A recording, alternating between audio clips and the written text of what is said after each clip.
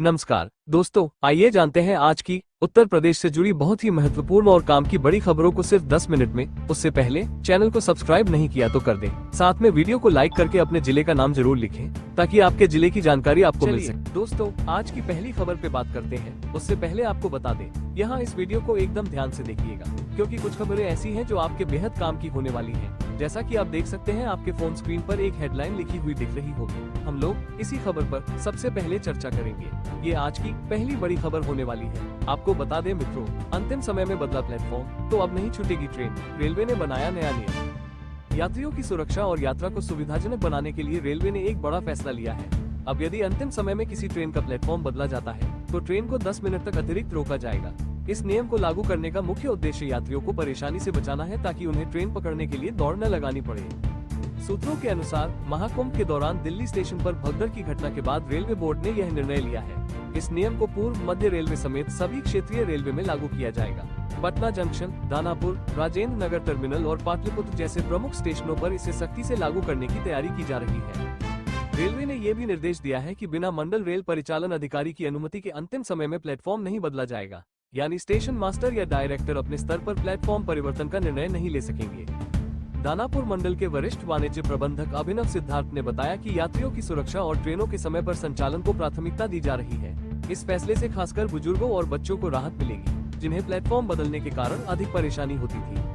अब इधर देखिए, अगली खबर आ रही है। शिक्षा मित्रों और अनुदेशकों के मानदेय में होगी दोगुनी वृद्धि, सरकार ने तैयार किया प्रस्ताव। राज्य सरकार जल्द ही शिक्षा मित्रों और अनुदेशकों के मानदेय में सम्मानजनक बढ़ोतरी करने जा रही है। उच्च स्तर पर सहमति बनने के बाद इस प्रस्ताव को कैबिनेट में भेजा जाएगा।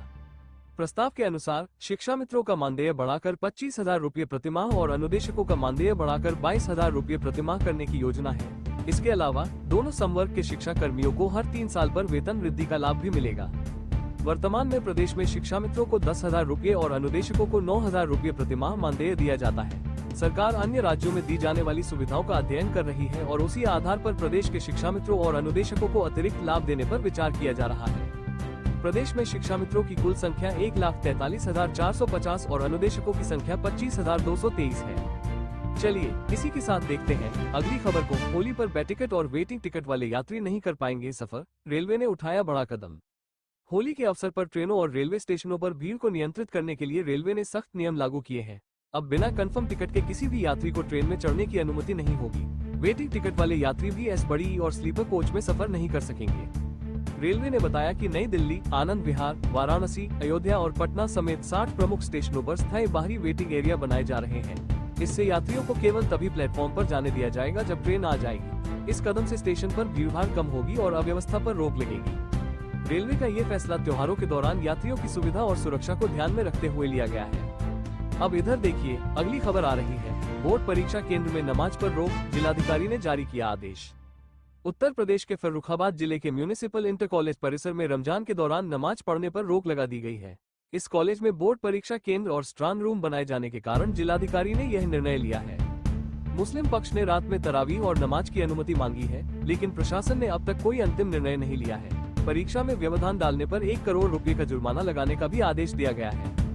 जिलाधिकारी का कहना है कि बोर्ड परीक्षा के दौरान किसी भी प्रकार की गड़बड़ी न हो, इसके लिए यह फैसला किया गया है।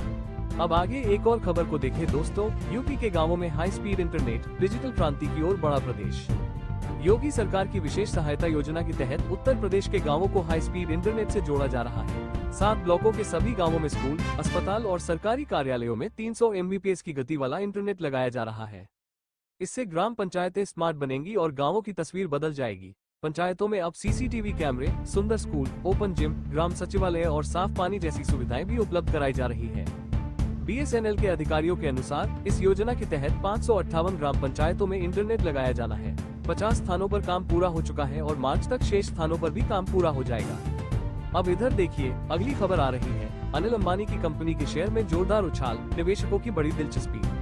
अनिल अंबानी की कंपनी रिलायंस इंफ्रास्ट्रक्चर लिमिटेड के शेयर में लगातार तेजी देखी जा रही है। शुक्रवार को कारोबार के दौरान ये शेयर 5% चढ़कर 247 रूपए तक पहुँच गया। पिछले 3 कारोबारी दिनों में ये शेयर 20% तक बढ़ चुका है। बाजार विशेषज्ञों का मानना है कि यदि यह शेयर 250 रूपए का स्तर पार कर जाता है तो ये 280 से 290 रूपए तक पहुंच सकता है।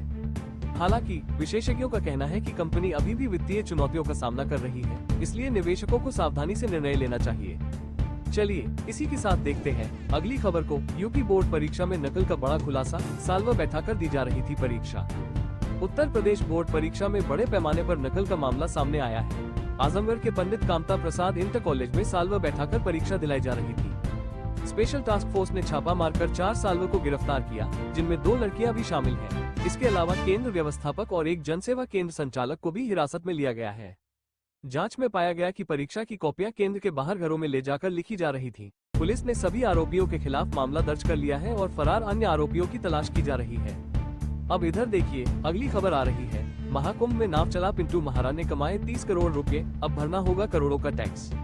प्रयागराज में महाकुंभ के दौरान नाव चलाकर 30 करोड़ रुपए की कमाई करने वाले नाविक पिंटू महारा चर्चा में आ गए हैं। मुख्यमंत्री योगी आदित्यनाथ ने विधानसभा में इस बात की पुष्टि की है कि पिंटू महारा ने अपनी 130 नावों से हर दिन करीब 23 लाख रुपए कमाए। हालांकि इस भारी कमाई पर उन्हें लगभग 12 करोड़ 80 लाख रुपए का टैक्स भी भरना होगा। यदि वे अपने खर्च घटाकर 20 करोड़ रुपए की नेट इनकम दिखाते हैं तो उनकी टैक्स देनदारी घटकर 8 करोड़ 52 लाख रुपए रह जाएगी। महाकुंभ के दौरान केवल नाविकों ने ही नहीं बल्कि ऑटो, टैक्सी, बस और होटल व्यवसायियों ने भी जमकर मुनाफा कमाया है। चलिए इसी के साथ देखते हैं अगली खबर को। होली पर मुफ्त गैस सिलेंडर चाहिए, जल्दी करें वरना रह जाएंगे खाली हाथ। होली के अवसर पर प्रधानमंत्री उज्ज्वला योजना के तहत लाभार्थियों को दूसरा गैस सिलेंडर मुफ्त दिया जा रहा है। जिला पूर्ति अधिकारी अमित तिवारी ने बताया कि जिले में 1,07,326 उज्ज्वला लाभार्थी हैं, लेकिन लगभग 20% लाभार्थियों ने अभी तक अपने गैस कनेक्शन की ई-केवाईसी नहीं करवाई है। बिना ई-केवाईसी के इस योजना का लाभ नहीं मिलेगा, इसलिए गैस एजेंसी संचालकों को निर्देश दिया गया है कि वे सभी लाभार्थियों को ई-केवाईसी कराने में सहायता करें। होली से पहले ये प्रक्रिया पूरी न करने वाले लाभार्थियों को मुफ्त सिलेंडर नहीं मिलेगा, इसलिए जल्द से जल्द अपने नजदीकी गैस एजेंसी में जाकर ई-केवाईसी करवाएं और इस योजना का लाभ उठाएं। अब आगे एक और खबर को देखें दोस्तों। फर्जी दस्तावेजों से नौकरी कर रहे 5 शिक्षक गिरफ्तार, एक अभी भी फरार। परिषदीय विद्यालयों में नकली दस्तावेजों के सहारे नौकरी कर रहे 5 शिक्षकों को गिरफ्तार कर लिया गया है, जबकि एक शिक्षक की तलाश अभी जारी है। डीएम अजय कुमार द्विवेदी और एसपी घनश्याम चौरसिया ने बताया कि इन शिक्षकों के दस्तावेज फर्जी पाए गए थे, जिसके बाद उनके खिलाफ मामला दर्ज किया गया। इनकी नियुक्ति वर्ष 2017 और 2013 में हुई थी। शिक्षक पात्रता परीक्षा के अंक पत्र भी फर्जी पाए गए। खंड शिक्षा अधिकारियों ने इन शिक्षकों के खिलाफ मुकदमा दर्ज कराया, जिसके बाद पुलिस ने सभी आरोपितों को गिरफ्तार कर लिया है। जिला शिक्षा अधिकारी अजय कुमार ने बताया कि इनकी सेवाएं समाप्त कर दी गई हैं और आगे भी इस तरह की जांच जारी रहेगी। अब इधर देखिए अगली खबर आ रही है। होली से पहले यात्रियों की परेशानी बढ़ी, कई ट्रेनें रद्द और कुछ के बदले गए रूट। होली के बाद अप्रैल और मई में ट्रेन यात्रा करने की योजना बना रहे हैं, तो ये खबर आपके लिए जरूरी है। रेलवे द्वारा तीसरी लाइन का काम पूरा करने के कारण 12 अप्रैल से 3 मई तक 50 से अधिक ट्रेनें रद्द रहेंगी और कई ट्रेनों के मार्ग बदल दिए गए हैं। इस दौरान कुछ ट्रेनें छोटे स्टेशनों तक ही चलेंगी। उदाहरण के लिए गांधीधाम भागलपुर स्पेशल ट्रेन अब नए मार्ग से चलेगी। इसी तरह जयनगर अमृतसर एक्सप्रेस और आनंद विहार टर्मिनस ट्रेन के भी मार्ग बदले गए हैं। यात्रियों को सलाह दी जाती है कि यात्रा से पहले रेलवे की आधिकारिक वेबसाइट पर अपनी ट्रेन का अपडेट जरूर चेक कर लें। चलिए इसी के साथ देखते हैं अगली खबर को। ई-केवाईसी में अंगूठे की समस्या, अब आंख के रेटिना से होगा सत्यापन। राशन कार्ड धारकों के लिए अच्छी खबर है। अगर आपका अंगूठे का निशान ई-केवाईसी में काम नहीं कर रहा है तो अब चिंता की जरूरत नहीं है। सरकार ने नए नियम के तहत रेटिना स्कैन के जरिए ई-केवाईसी की सुविधा शुरू की है। जिला पूर्ति अधिकारी संजय कुमार ने बताया कि जिले में 4,53,000 राशन कार्ड धारक हैं, जिनका सत्यापन किया जा रहा है। मजदूरों और किसानों के हाथों की लकीरें मिटने के कारण कई बार ई-केवाईसी में दिक्कत आती थी, लेकिन अब ये परेशानी दूर हो गई है। नए नियम के तहत राशन कार्ड धारकों को बिना किसी रुकावट के अनाज मिलता रहेगा। अब आगे एक और खबर को देखें दोस्तों। सड़क हादसे में बुजुर्ग की दर्दनाक मौत, मौके पर जुटी भीड़। गुरुवार को हुए एक सड़क हादसे में बाइक सवार वृद्ध की मौत हो गई।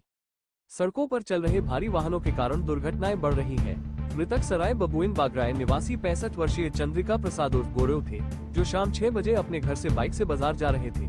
रास्ते में खेत से अचानक निकले एक अनियंत्रित ट्रैक्टर ने उनकी बाइक को टक्कर मार दी। हादसे में वो गंभीर रूप से घायल हो गए और मौके पर ही उनकी मृत्यु हो गई। घटना के बाद स्थानीय लोग मौके पर पहुंचे और पुलिस को सूचना दी।